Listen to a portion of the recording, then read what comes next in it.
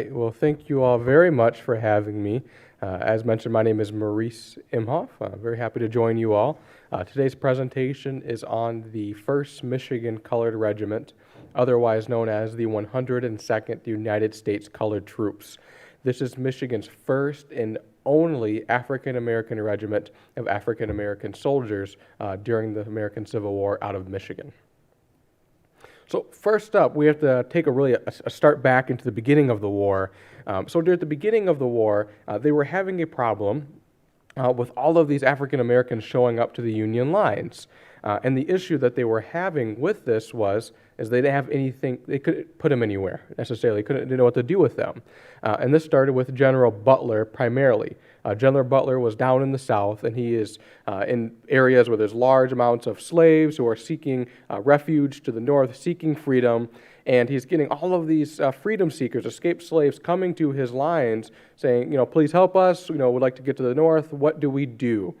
And so he decides as well, I can't take them in as soldiers, so I'm going to have to probably take them in as property.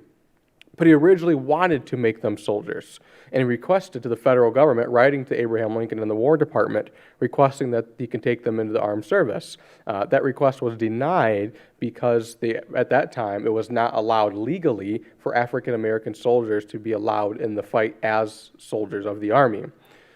But that doesn't solve General Butler's problem. He is still getting more and more freedom seekers coming to Union lines, asking for help, seeking refuge. So what he decides is to go against the orders in a way. He doesn't make them soldiers, but what he says is, well, if the South considers escaped slaves and slaves themselves to not be people, they consider them property. He says, well, I can then take their property of war as contraband. So he starts taking in these escaped slaves, you can see pictured here, and he calls them contrabands as property of war. And he's basically seizing, without forcing it, this property from the Confederate States of America. And they get more and more, so they work them, they are unpaid, they don't receive wages, unfortunately, although later during the war they did. And they also often sometimes call them servants, similar kind of to the young man here on the right, who was working directly with a officer, so that was kind of his servant. It wasn't his master. He worked for him, although he wasn't paid until later in the war. He worked directly with perhaps one person as their servant, which would help them with cooking coffee on the fire, getting dressed, putting their sash on, cleaning rifles, things like that. So there were actually quite a few of these servants who were able to become full soldiers later in the war when it was allowed, and we could talk about that. So, the Emancipation Proclamation. This is really the groundbreaking to getting the real start on this regiment. The Emancipation Proclamation was issued on January 1st, 1863, which declared all people in the South free now of slavery. And this also, for the first time ever in American history, allowed blacks to fight in the Army legally. African Americans have been involved in every single American conflict since the Revolutionary War.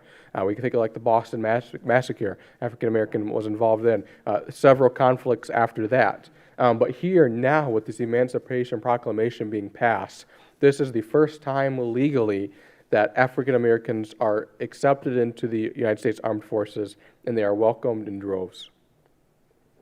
So, authorization. And that brings us here to Michigan.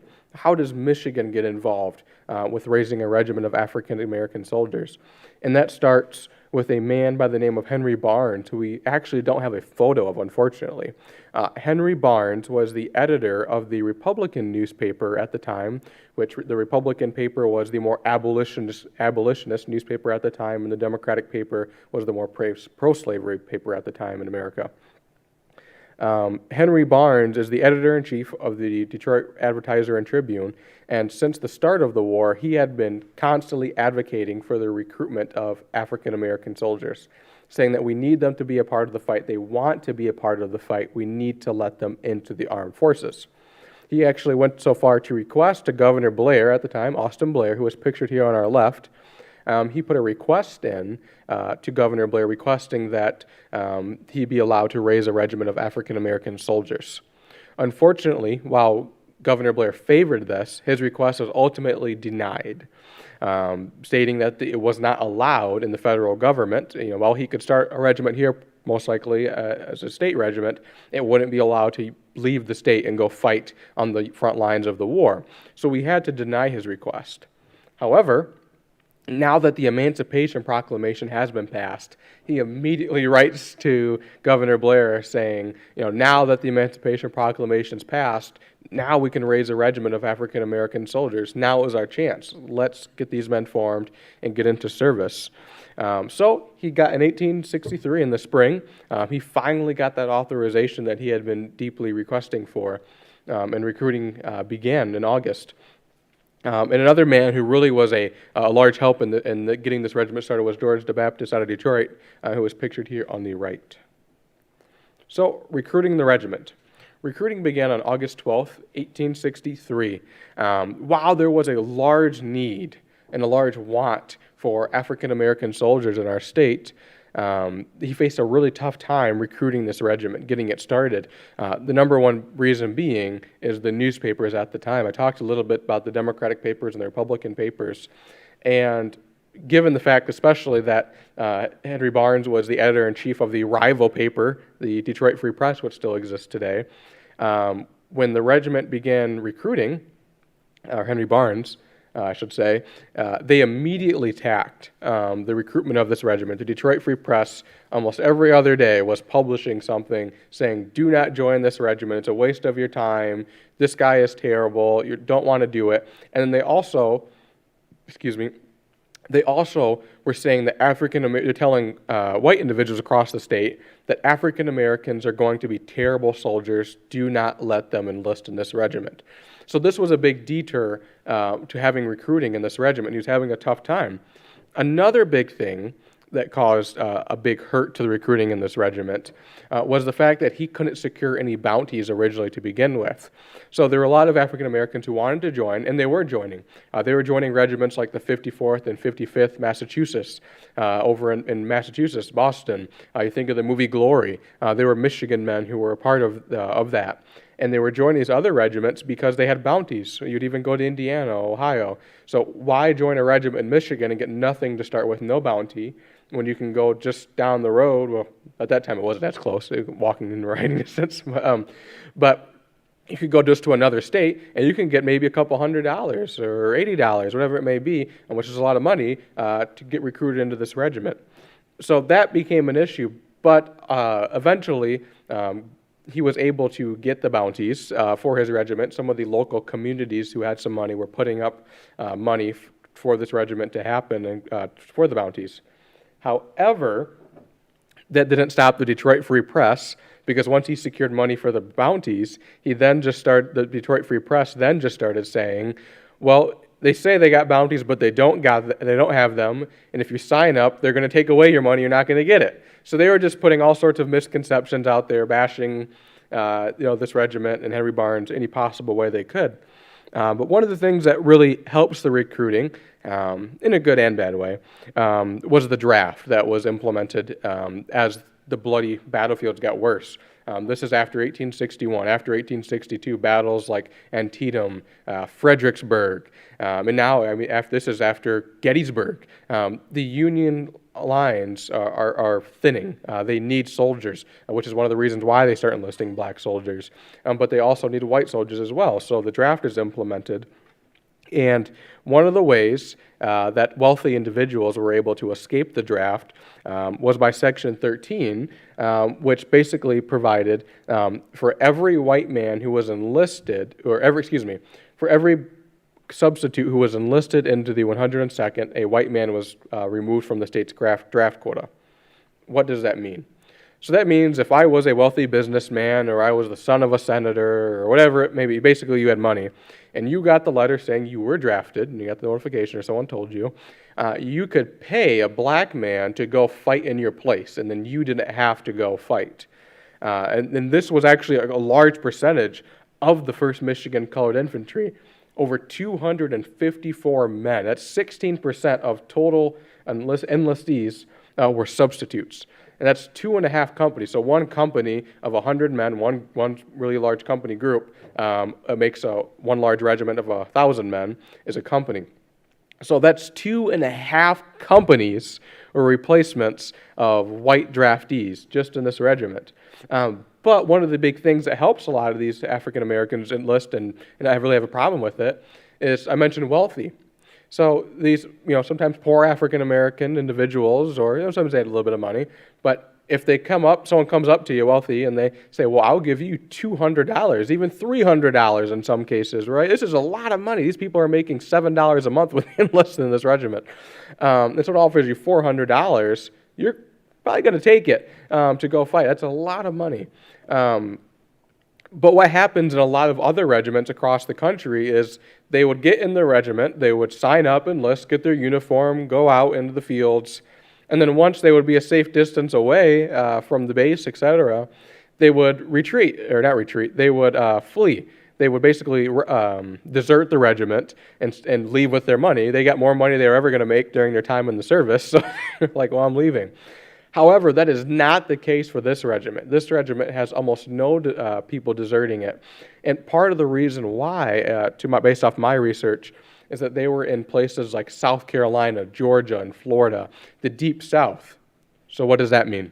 If you were to run away and leave the regiment with your bounty, you were most likely going to be put back into slavery if caught or killed. So you were better off just staying with your friends in the regiment and staying all the way until the end of the service instead of trying to run away and flee with your money. So Parker Bond, I want to touch real quick on one gentleman.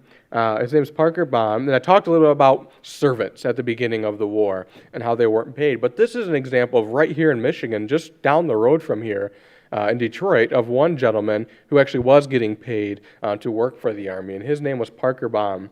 He was a cook in the officers' hall, but he did a variety of things. But a cook in the mess hall at Detroit's historic Fort Wayne, which is pictured here on the left, and it still stands today. So these barracks buildings that you can see in the middle of the Star Fort here, he worked in the mess hall there. And he was really, really into military service and watching the drill. So whenever he had the chance, he was commonly looking out the window, standing outside, watching the drills take place, and really wanted to be a part of it, but he couldn't legally. So when they started raising this regiment, he was one of the first people they said, this is a man who needs to be a part of this regiment. And actually, he became the drill master for the 1st Michigan Colored Regiment, helping to drill the soldiers because he was actively interested in it, watching it. So he already had a way larger step than a lot of the individuals who do nothing. He actually became a successful businessman after the war. So one of the earliest examples of successful black Detroiters. Sojourner Truth, we talk about famous abolitionists across the entire country. Sojourner Truth, who had a lot of involvement here in Michigan over in the Battle Creek area, she actually helped with this regiment. She was a really large advocate for this regiment, helping with the recruiting, going from town to town in the areas saying, now is the time. We've talked about freedom. We've talked about stepping up to freedom's call. We've talked about this long and hard, and now that the Emancipation Proclamation has been passed, now is the time for all of us, African Americans, to sign up and enlist in this regiment. So she's going along the area, preaching this message, getting recruits for this regiment, but she also goes all the way to Detroit, takes the railroad, goes to Detroit, and brings the men gifts, help support them, has service with them, church service. It was a really helpful advocate. So Camp Ward. I want to talk a little bit about the camp of the African American Regiment in Detroit. This camp was named Camp Ward, and it was located on the north part of Detroit at that time, which was the outskirts area near Elmwood Cemetery, if you've ever heard of that cemetery, a very predominant cemetery in Detroit. And it was put way on the outskirts of town almost intentionally. When it was originally built, it was pretty nice looking. They gave them a quartermaster's department guardhouse, a sutler shop to buy things. The quarters are made out of wood. They had stoves, although the kitchens didn't have floors. They had forks and knives. So they really fitted out the barracks pretty reasonably and gave them extra stuff as well. However, that's August when this recruiting began, and summertime going into the fall. This camp and the barracks especially were proved to be junk and built like junk when the winter came. We all know Michigan winters and how brutal they can be. Well, in 1863, they had, quote, a brutal winter in 1863. And that camp that they had just constructed and made it look like it was nice was found to be that the contractors who they hired to come in and build all these buildings did a, quote, shoddy job and did not do things right. So what was happening is they had terrible, terrible problems with staying warm. There were creeks, there were gaps in the floor where the snow, and they had wind drift coming in, or snow drift coming in. The roofs were leaking, so if you had like a fire in there and it's warming up the roof, then the snow is melting coming in. They didn't have enough blankets. The walls are falling apart. There were no floors. So this actually gets so bad, and with the winter being so strong, that they actually had soldiers freezing to death at Camp Ward. And why is this interesting? And I should say first, when soldiers started freezing to death, what they told them was, they said, okay, well, everyone vacate the camp. We want everyone to leave the camp. It is inhabitable right now. Go find shelter in Detroit with someone you know in the area. Well, what's the problem with that? You have all of these, you have a couple hundred probably by this time about 400 or 500 African Americans who are coming from all over the state, and a lot from the west side of the state. They don't know anybody in Detroit. They don't know where to go. They know nothing about Detroit, and they are left to go find shelter, which is once again leaving them out in the cold, in some cases sick, dying, because they have been told to leave their camp, which was their home at that time, and vacate. And this kind of angers me, and I'll tell you why. In a previous slide, I just showed you this really big, massive fort called Fort Wayne, a really nice military installation out there. But this regiment of African-American soldiers is never, ever allowed or invited to Detroit's Fort Wayne. Instead, they are left freezing to death out in the cold. And that's where it really gets you, is why you have this massive fort on the other side of town. Why can't these soldiers just go there? So, what they do is the federal government comes in, because this hits the papers, it's a big deal, and a federal U.S. Army surgeon intervenes and writes a report, which you can see here a little bit of, talking about the issues with the camp, and forces the state and the city to make repairs to the camp, which they did. So equipping the men. Michigan wanted to show off just how well black soldiers could be. There's this common notion that all of the black soldiers during the 1860s were given junk, that they were given scraps, and they treated them like trash. That is not always the case, and that's particularly shown in this regiment here in Michigan. As I said, the governor, including Governor Blair, and then you had the lieutenant governor and Henry Barnes, they wanted to show off how well these black soldiers could be. So it's quoted, they gave them some of the best uniforms that the state could offer. They were in these blue suits by September 25th, not too long after starting recruiting. And in these photos, these are all men of the 102nd, or the 1st Michigan Colored at that time, and you can see the variety of uniforms that they actually have on. On the right, we have a gentleman that's wearing a frock coat, which is the more formal coat for the enlisted soldier. It's a very expensive coat at that time as well, given its construction. And this was kind of more of a dress coat that they would originally use. At the beginning of the war, and particularly more when before the war started, they had a frock coat, and then in the center they had a 4-button sack coat, which was like a blouse. And you had both of those. So the middle one was your fatigue coat. You do all your work duties in and tearing up stuff, drilling. And then on the right, you had the frock coat, and that was for the more formal occasions, the balls, the parades. That really shows you just how much they wanted to show off Michigan soldiers by giving them these nice coats. And they also equipped some of the earlier soldiers with the chevrons on their shoulders. So you can imagine a group of soldiers marching down the street all in uniform looking nice, and they have these chevrons on their shoulders and looking shiny. So the Michigan was very, very proud of this regiment, and so were the citizens of Detroit at the time. But as they're proud of this regiment and they're moving forward, they're still having a tough time with recruiting. So what do? they decide to go on a grand southern tour for the regiment. They take the Michigan Southern Railroad using trains like shown here, excuse me, and they put the men in cattle cars, like pictured on the left, and that was very common. It would take a lot to have all of these different passenger cars to sit down in. So during the war, all across the entire war front, they would just get these cattle cars and just shove everybody in like cattle and pack into these cars. And that's what they did here as well. And this changed the entire war as a whole, across the whole world, to now have a vehicle, like a train, or the train basically, to now move soldiers. So originally, we talked the Revolutionary War, if there were men in Michigan who wanted to go help the efforts on the Eastern Front, they would have to march from Michigan all the way to Boston, wherever. And that would, in some cases, take months. However, now, with the railroad, it can take less than a week to just hop on the train and go to the front. We used to think of battles like Manassas, which is a very bloody battle in the American Civil War, where troops were just being shipped there off trains, got off right off the trains and just thrown right into the front lines. That's the first time this is ever possible in war, and this changes the front. So they utilize this even in recruiting. So they take a grand southern tour of Michigan along the southern route, and they make stops in places like Ypsilanti, Ann Arbor here, Jackson, Marshall, Kalamazoo, Dowagiac, Cassopolis, and Niles. They're going to all of these communities along the Southern Railroad where there's a lot of African Americans, and telling them, join this regiment and recruit and get in, be a part of it.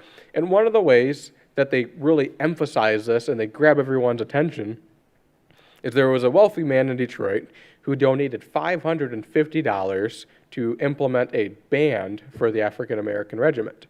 So they had a really grand band, a brass band of African American soldiers who were part of this regiment. And at each stop, they'd pull up to the train station. The band would get off, form up, the regiment would get behind, and they would march down the main street of town, including here in Ann Arbor, playing the music. And it would be a grand celebration. It is accounts of all sorts of people, and mainly white families as well, pouring out into the streets, cheering on these soldiers and their efforts, and helping tell their friends. And if they didn't see them while they were in town, they would tell other African Americans' friends when they got back and say, "You missed it. There was an entire regiment of black soldiers." This is the first time an entire regiment of black soldiers here in our town that walked across that street. You need to get to Detroit and be a part of this. So all of these conversations are happening in our state and really building up for this regiment. So a beautiful flag for the Colored Regiment. The battle flags were the pride and the joy of these regiments. They did not surrender their battle flags under any conditions. And this was Michigan's African American. This was their battle flag, their personal battle flag that they carried that represented home. On one side was the state coat of arms with the words, "Presented by the Colored Soldiers Aid Society of Detroit to the 1st Michigan Colored Regiment, 1st Colored Regiment, Michigan Infantry, 1863. And on the other side was, quote, "The eagle guarding the banner of the Union," and we don't know exactly what that looked like, with the words, "All men are born free and equal, to realize which we fight."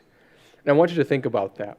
All men are born free and equal, to realize which we fight. That was the motto that these men went by.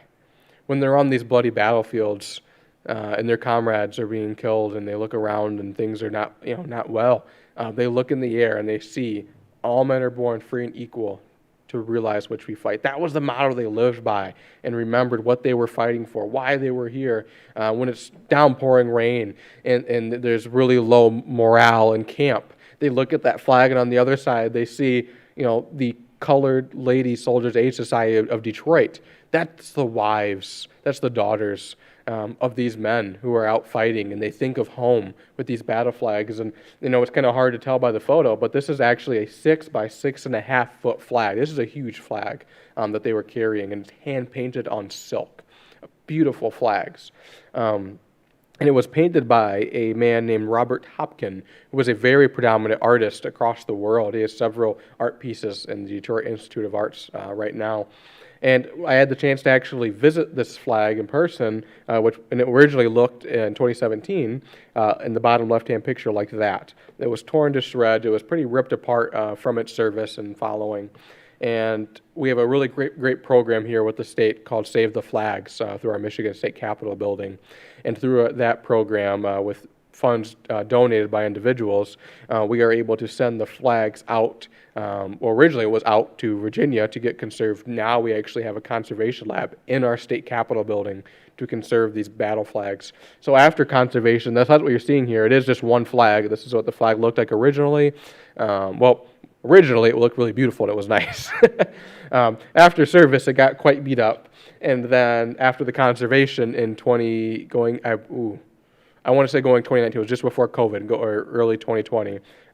It was conserved, and they were able to pull out the material, conserve what was left. They didn't add anything to it. It's the same flag right here. But unfortunately, a lot of that paint in the middle, where you would have saw the state coat of arms or the eagle guarding the banner of the Union, has cracked and deteriorated over time, so it's no longer there.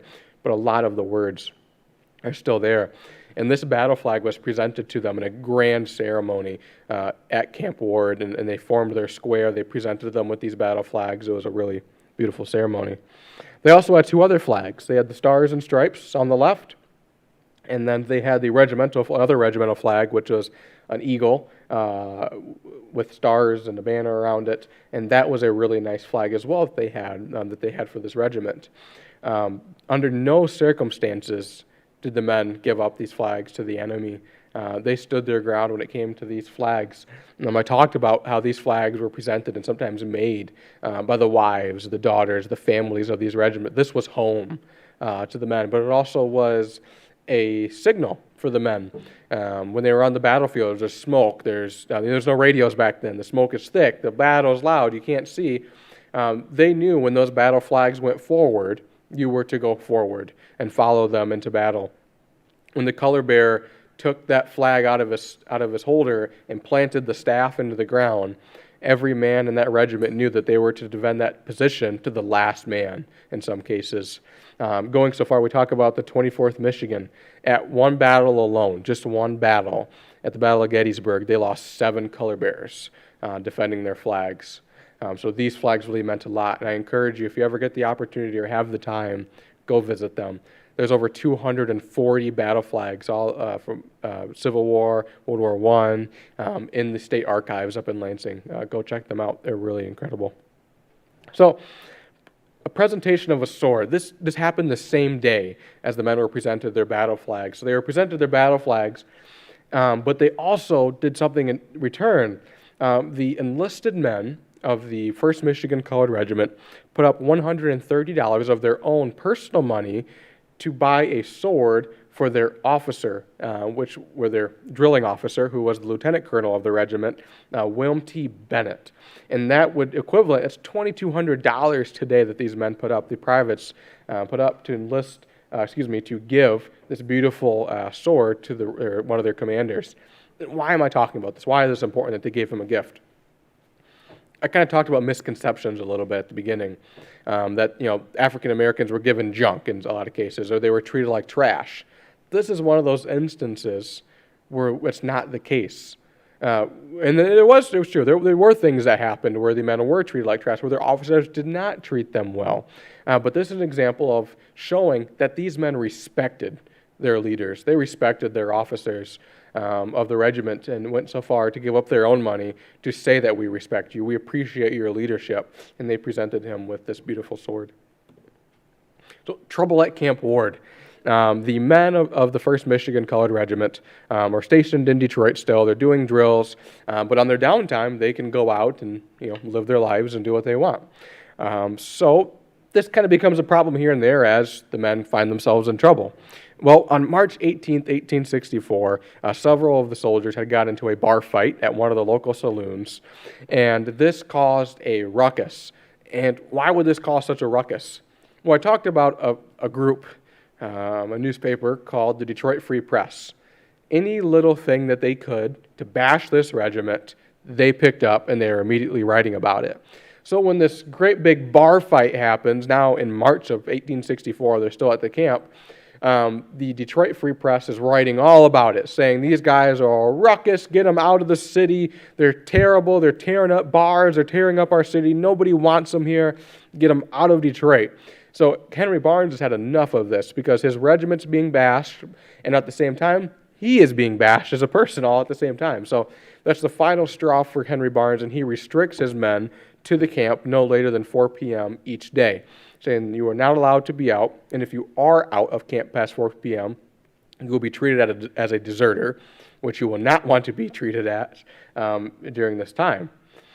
But why, that ties into why it's important, because they keep bashing them, and I want you to tell you how hard this is. We kind of can think of media today, and I won't use names, but you can think of some companies where one instance happens in the world, whatever it may be, and one news company writes one story on how it went, and then there's another news company, they tell a whole different story on how this went. And that goes all the way back to the 1860s. This regiment could march down Woodward Avenue in Detroit with their uniforms, the drum going on a parade, and the Detroit Advertiser and Tribune could write saying, "This was a beautiful march down the street. The men show that they make handsome soldiers and they march well." But on the other hand, the Detroit Free Press would write, "They came down and they looked like trash. They were sloppy. Nobody wants them here. They're causing a ruckus." And they even went so far to publish an article titled "Raid of the Ethiopians," saying that they're coming and raiding the city and causing a mess. So the Detroit Free Press was constantly bashing this regiment, and as they tried to move forward through their recruiting process to get out of the state and go fight on the front lines. And this hypes it up even more when we have the 10th Michigan refusal.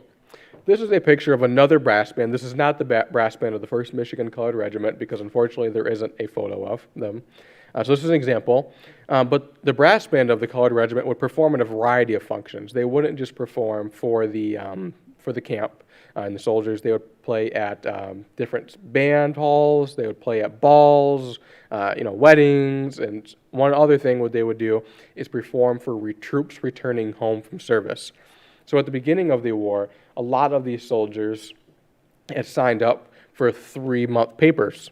Originally, 3-month papers, because they thought the war and the rebellion would just need to get put down, raise some soldiers, and put an end to the rebellion, and things will be fine. They did not expect the war to go on as long as it did.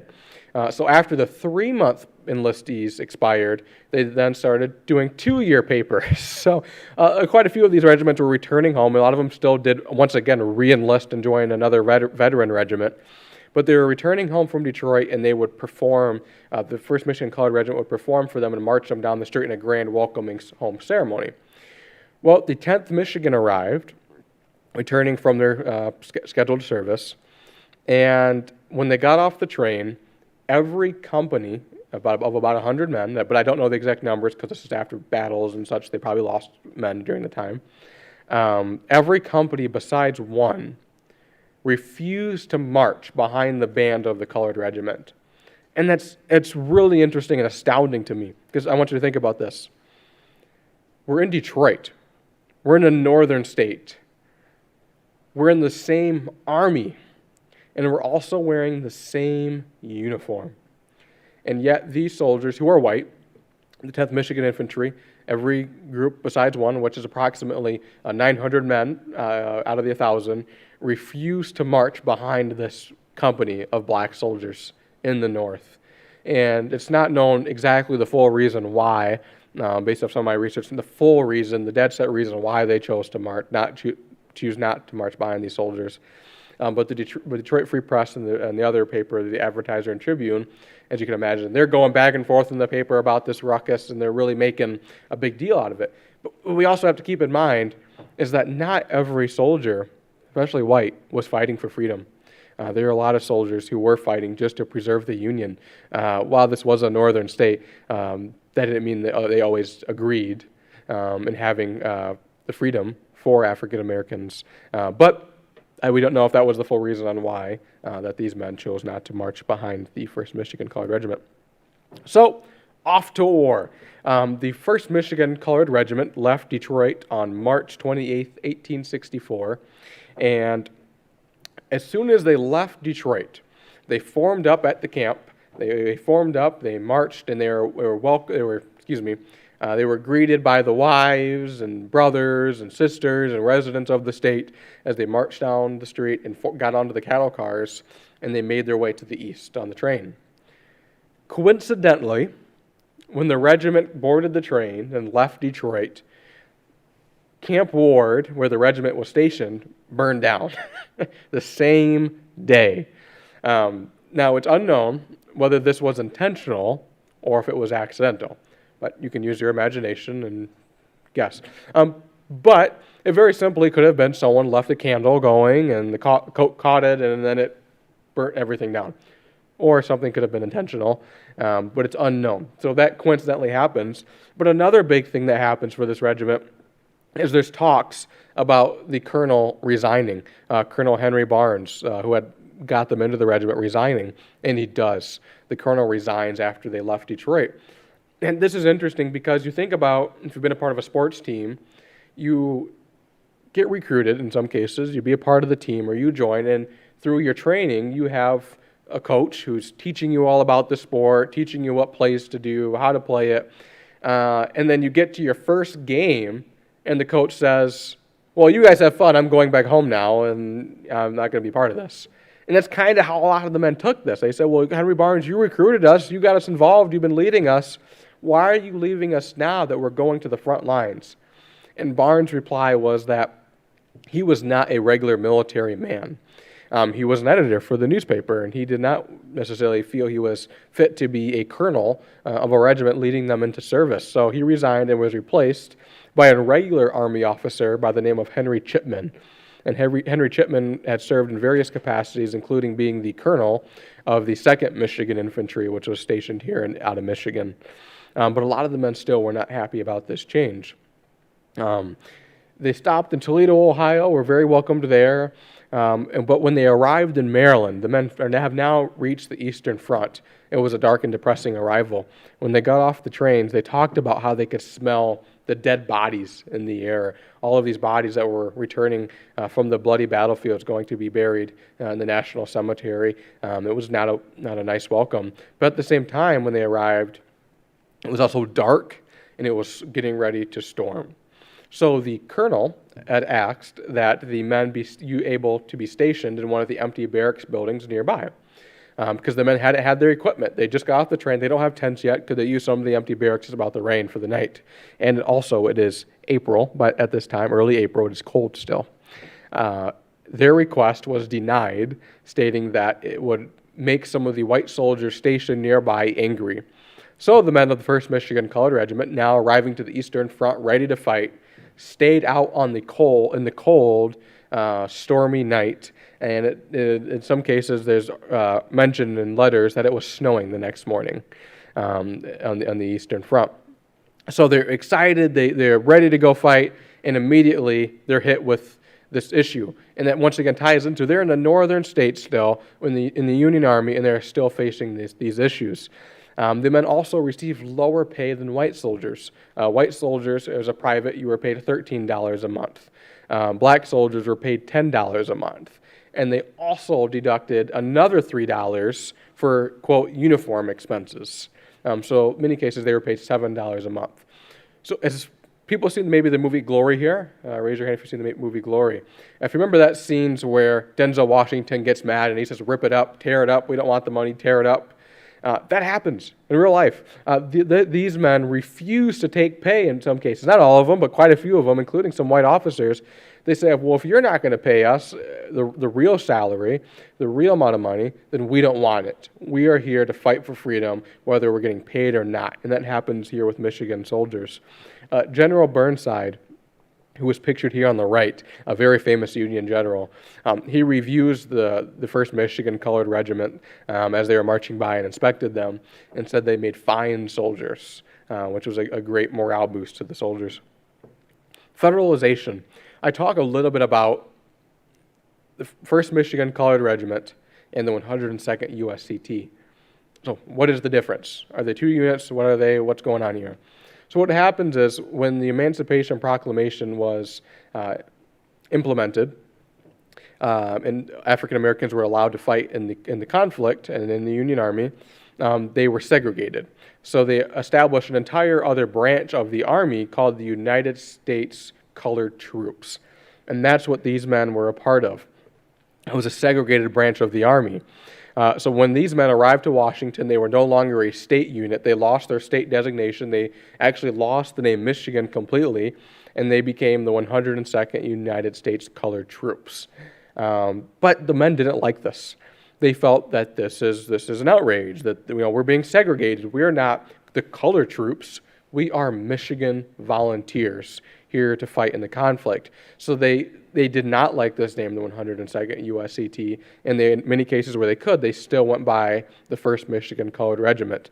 However, when you're doing research and you visit cemeteries, you will see that on all of the headstones, unless it was newly installed, it will say 102nd USCT, because these were federally paid gravestones by the federal government who recognized them as the 102nd USCT. However, this goes to show how much that these men really liked the 1st Michigan Colored Regiment name, because when you go into our state capitol building, in the rotunda where the battle flags are originally housed, they have these tablets with the different unit names on it, and how many men died in the service and enlisted in there, which were installed in about the early 1910s. It says 1st Michigan Colored Regiment. It doesn't say 102nd, because these were state boys who enlisted.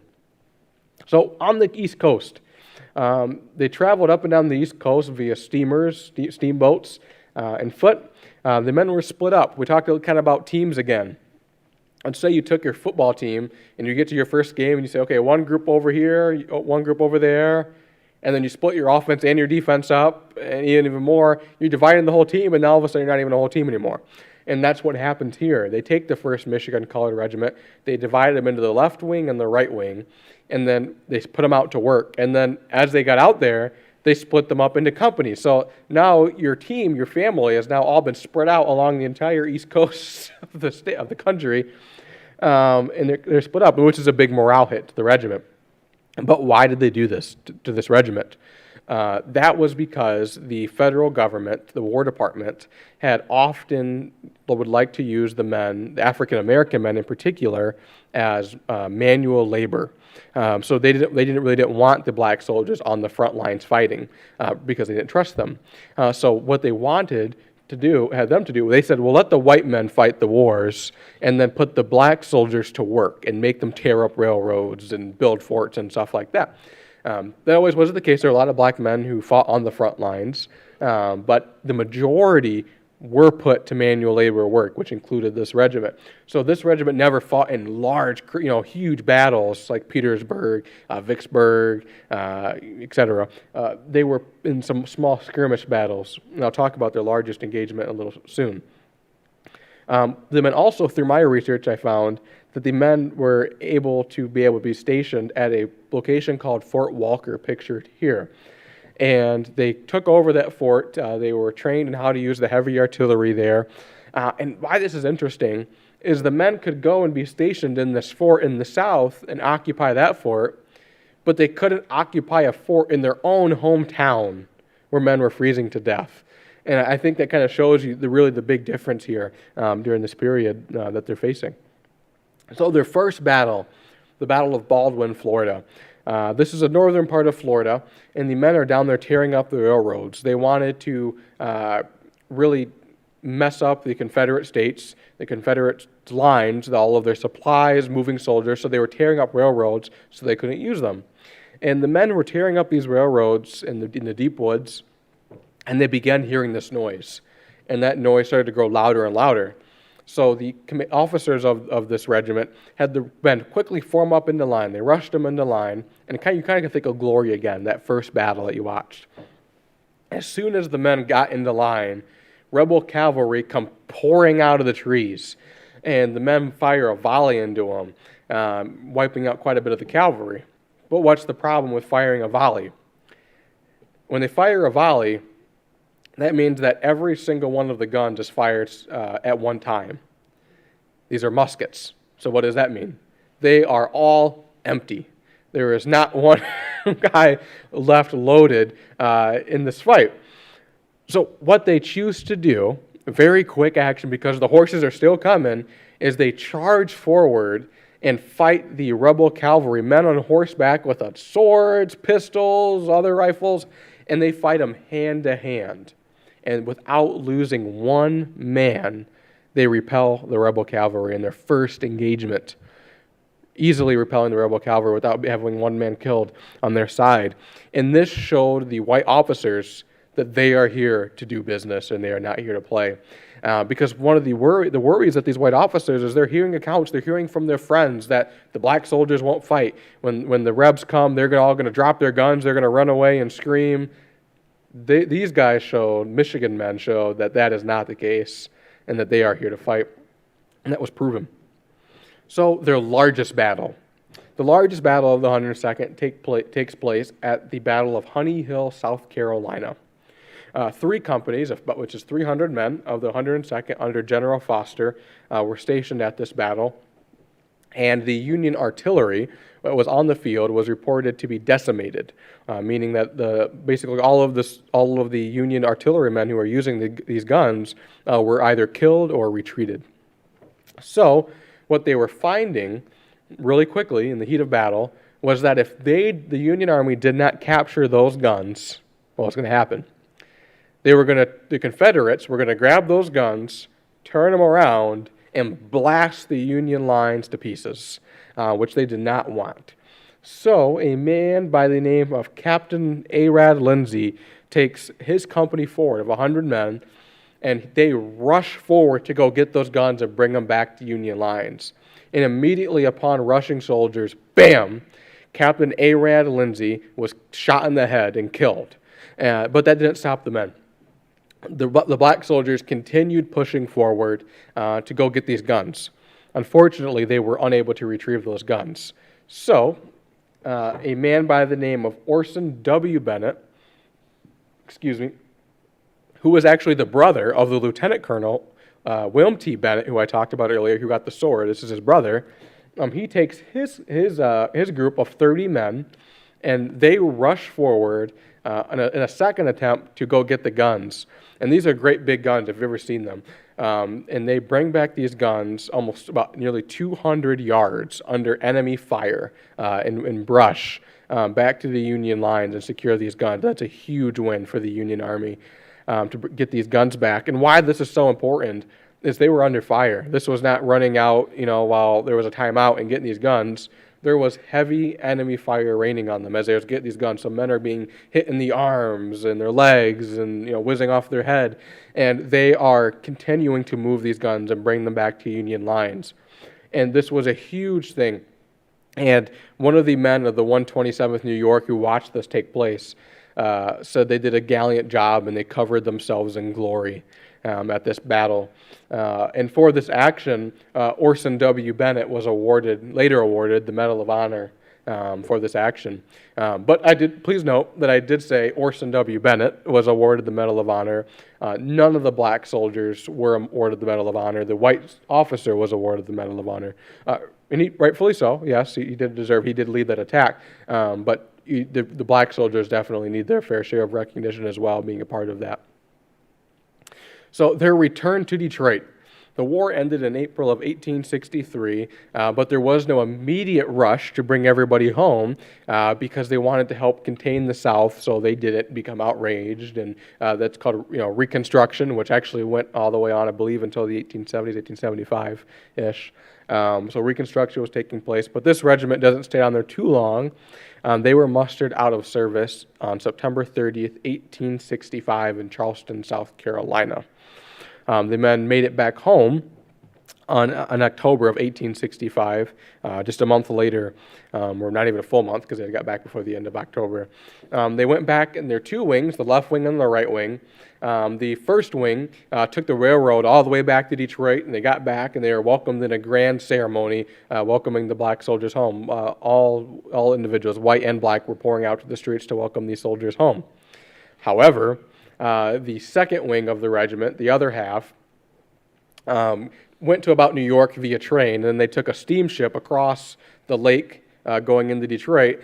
And while they were on their way, the railroad hall where they were holding all of these celebrations for returning soldiers had burned down the day before. So the second wing did not get a very grand welcoming, although they were welcomed home, but they didn't get the grand ceremony because the train building depot where they hold these celebrations had unfortunately burned down. After the war, a lot of the men had participated in the Grand Army of the Republic, which is kind of equivalent to today's modern-day VFW. So a lot of the veterans took part in that.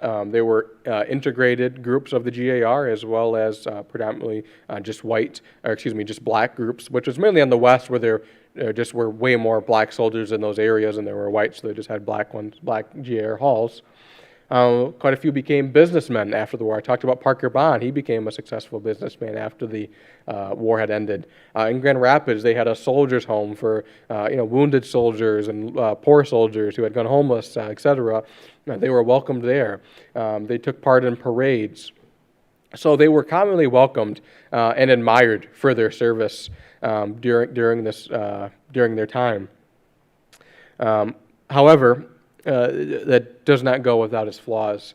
There was a young man, very young man, he's only 18, by the name of John Taylor, who was born into slavery in Kentucky, and he had been captured, but basically rescued by Union soldiers while he was on the farm in Kentucky, and he became a chaplain for a servant. Became a servant for a chaplain in Hillsdale. I kind of showed those photos earlier of the young boy with the officer, the staff. So a chaplain was considered part of the staff, so he worked as a servant for that staff member, the chaplain. And he returned with the chaplain to Michigan. He stayed in Michigan, and when they were recruiting for this regiment of black soldiers, John Taylor said, well, I'm going to fight. I'm going to enlist. John Taylor enlists, and he fights the duration of the war and survives. He's not killed, wounded, or sick. So he survives the war. After the war, he then decides to work for a family named the Buck family. So he leaves Jackson. He goes to Mason, just north of town, just before Lansing, if you know Michigan pretty well. And he works for the Buck family in Mason. They got into a disagreement about wages. So Taylor decides that he is no longer going to work for the Buck family, and he is leaving. When he's trying to leave, Buck refuses to give him the wages, saying that he doesn't have the money. Tells him to come back later. So Taylor storms off and comes back later. So he comes back later, and John Buck is not home. It is just the daughter of John Buck, the wife of John Buck, and the grandmother to the family. John Taylor shows up and he's outraged that John Buck is not there and he wants his money, and they get into an argument. Well, when Taylor leaves, a newspaper account surfaces into the area that when Taylor had went back to collect his wages, that he had reportedly murdered the family members, striking them with an axe and such. And this hits the papers, and it becomes a really big deal. And Taylor catches a hold of this, that they had issued a warrant for Taylor's arrest for this allegation. Taylor flees, and he goes into Bath Township, and they arrest him there and bring him back to Mason, where the Ingham County Jail was located. And he was housed in the Ingham County Jail there. However, unfortunately, before Taylor could see a trial, the Ingham County residents, who were primarily Democratic pro-slavery, this is 1866 after the war, they had all got together, those of which who attended, and they dragged Taylor out of the Ingham County Jail and lynched him here in Michigan. Mind you, this is a northern state. This is a veteran of the regiment. They lynched Taylor. And they even went so far as to have accounts saying that he was beheaded and his body was discarded. To this day, there is no grave for Mr. Taylor. And this is one of 3 known African-American lynchings in the state of Michigan. And why I tell the story is it's astounding to have a veteran of the regiment be lynched. He's a well-respected individual. And I should especially note that the family members that I mentioned, the daughter, the grandmother, and the wife of Mr. Buck had all come out after the fact that they were all alive.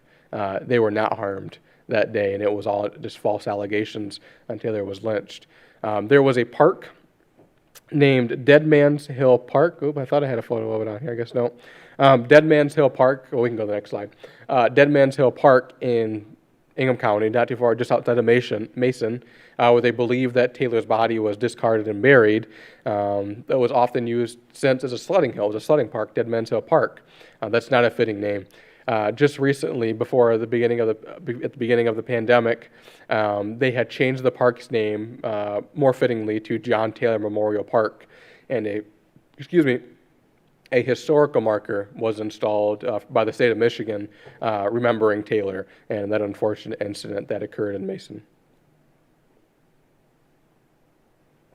So living on remembering this regiment and their service. In the 1960s, a historical marker was installed at the site of Camp Ward, where the regiment was located, and this actually comes just after the Detroit riots, the Detroit race riots that occur in the 1960s. So it's a part of rebuilding Detroit. This is a huge ceremony to install this marker, including the Governor Romney at the time had came out to the site and helped dedicate that marker. A group of living historians that I'm a part of, you can see pictured here in the top right corner, got involved in Civil War reenacting in the 1980s and still continues on, showcasing those regiments and talking about their history across the state. I-375, which goes right through downtown Detroit, was renamed by Senator Coleman Young. He put that through, Senator Coleman Young Jr., to be exact. When he was a state senator, got that to be renamed 102nd United States Colored Troops Memorial Highway. And a sign stands there now showcasing that. Unfortunately, this highway will be ripped apart and torn down as they are rebuilding Detroit and making that into a now boulevard. If you know Detroit history, that actually was originally a black neighborhood, and they took a highway and ripped it through the black neighborhood. And now we get this nice highway sign remembering black history, and then now that's getting torn up. So we're working on a way to help remember these soldiers in that same area as they move forward with their new plans. 102nd USCT Day was passed in 2021 by the state legislature and the House, remembering in a proclamation the importance of black soldiers fighting in the Civil War, and particularly Michigan's role in it, the 102nd USCT. And overall, there were 1,400 men who enlisted in this regiment, 1,400 black soldiers. All of the officers were white. They never lost an engagement, never retreated from the field. While in some cases, like Honey Hill, the entire battle might have been lost by the Union Army as a whole, the 102nd always did their part and never retreated from the field in the engagement that they were involved in. And there's a white officer who writes an account. Before he passes, he writes a book. And he doesn't write it himself. He's talking to I believe it's his grandson or his son, and his son is writing it all down on what he's saying and puts together this book. And he says, after the war, and I'm going to abbreviate it here for language purposes. He says, after the war, I was, bullied and trashed on how I was nothing but an officer in a, quote, N-word regiment. And he says, in response, I'm proud and always was proud to be an officer in what these people called an N-word regiment. They fought just as well as any regiment I have ever been a part of. And that officer had been a part of a couple other regiments as a regular private all the way up to an officer in that regiment. And he talks about just how brave these soldiers were despite some of the trash talk that they get and he gets for being an officer in that regiment. So, an extraordinary service for Michigan's first and only black soldiers during the Civil War. Well, that concludes my presentation. I would be happy to entertain any questions that you may have. Yes, I think we have to use the microphone.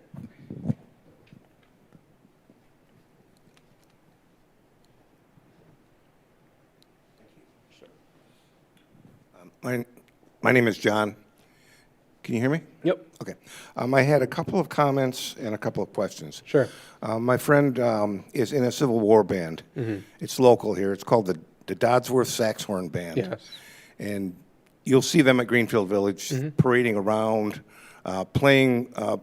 They're like the pep band for the 1850s baseball games that they play there. I'm familiar with them. And what's different about those instruments, and they had to go all over the country to find them, is those brass instruments, the bells go backwards Sure. instead of forward. Right. Because the soldiers were behind the band and they wanted the soldiers to hear the music. The other thing I wanted to mention is that the $7 an hour that they were paid eventually did become 13 by the end of the war. I read that. Yeah. So eventually they were equally compensated, Right. the black soldiers. The Fort Wayne, you said, is still in existence? Yes. Is it a museum? Are they using it?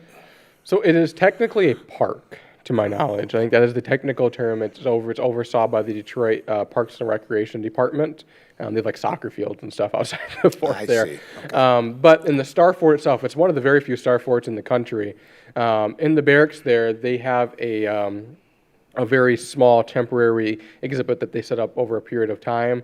There's a group, it's a nonprofit called the the Detroit Fort Wayne Coalition, and they put on some small events. After COVID, it's really downsized what they do, but you can visit the fort. I would go on their website and see the updated hours. COVID changed everything. I used to be there quite a bit. Okay. But you can go, you can visit the site. There were a lot of Civil War regiments, other than this one, that had went and came in and out of that fort quite frequently, and you can see some photos of that. Thank you. And I just had one last question. Yes. Blacks in the Confederacy? Sure, I read that there were some, sure. but probably not nearly the number that we had, right? Sure. So there were really no regiments of African Americans in the Confederate Army. see. I mean, I'll give you an example of, because that is definitely one of the big, large misconceptions that's had and often argued. There was a regiment, or really a company, a small group, I don't have the exact number, but it was a smaller group of black, technically Confederate soldiers, right, in Louisiana. I want to say it was Louisiana. And their job was to guard the bank, because all of the soldiers had left the town. They had all left. So they said, okay, well, you guys are good. We're going to put you in uniforms and we're going to have you guard the bank. Well, when the Union Army made their way down to the south, they said, oh, well, we've been waiting for you. We've been guarding and they just joined the Union Army. They didn't go fight in these battles. So, and when you see images of black Confederate soldiers, there were very, very few, and where you actually had the majority of them, because they did exist, for a fact they did exist, but what they were basically servants. They were cooks and equipment movers and things like that. So they weren't on the front lines fighting in the conflict. I'm sure they didn't get paid. Yeah, I'm not exactly sure if they were paid or not, but they were, I know some were, I do know some were, but they were, making food. I mean, Stonewall Jackson, he had a black servant who did a lot of his cooking, doing those kind of things. So that's where you saw black Confederates. I think that is, my personal opinion I think that's a very different way of being a soldier, in the conflict, in that time being very particular. Everyone matters, but particularly in this conflict in the South, they were not eager to jump on the front lines to get a rifle and fight the Union Army. And their brothers, African Americans, they did not want to be fighting against them. So Absolutely. they were doing their job, which was working for their boss. Thank you. Yeah. Just as one really quick historical side note, the Confederacy does authorize African American troops in March of 1865, within a month of the end of the war, because they're just that desperate. Yes.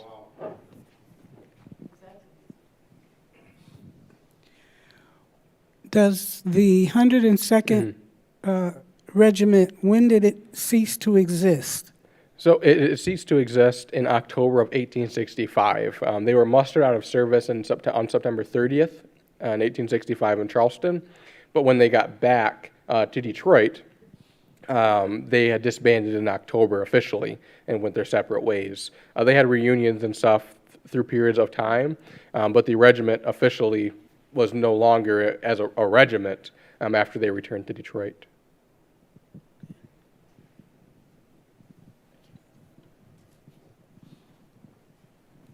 So the comments about the black or colored, whatever the term was back then, Sure.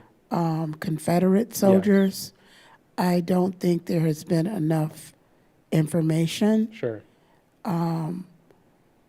researched or documented Sure. to really form an opinion about their merit Sure. and how they worked, Sure. and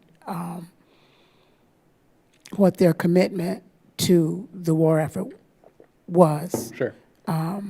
I think the Confederacy has often been painted in a light that is not necessarily hold up to the accurate Sure. history of who was for and who was against slavery. But that's not what I want to talk about. Sure. I know you mentioned the conditions of the barracks in Detroit, was it? Yes. For the colored troops versus the white troops. It sounds like, they were in very inferior conditions and lost, life as a result of it in the cold. Sure. I think it sort of parallels with where homeless people are today. We see a lot of disparities, especially during the winter.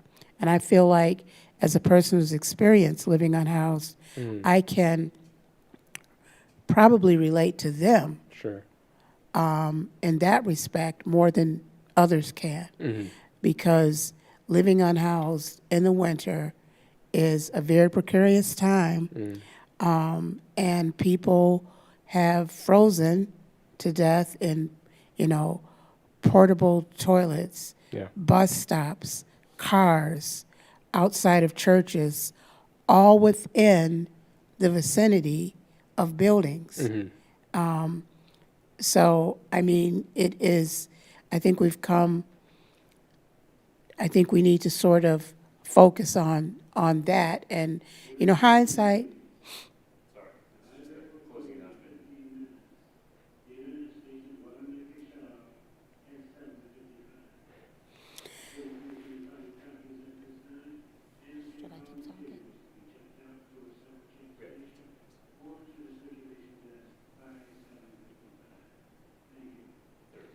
Okay, the announcement's over. So hindsight's 2020. We look back and we can see the disparities. We can see, the we can see the mistakes from the past. But I just want to focus on today. Sure. And that there's another group that is really going through those same sort of, disparities in terms of housing and in terms of Yeah. basic human rights. So no one should be put in a position where they have to freeze Sure. in a cold state. Yeah. I agree. It was most certainly a tough thing for the soldiers to have to experience, and especially when you're working into a job for these men, and to have to enlist and face those conditions is unacceptable. And that's when I talk about why I include, especially when they go and then they become part of the federal government in Washington, and even in Washington, they are denied to stay in barracks, and they have to sleep outside in the cold and the wet, and face those poor conditions.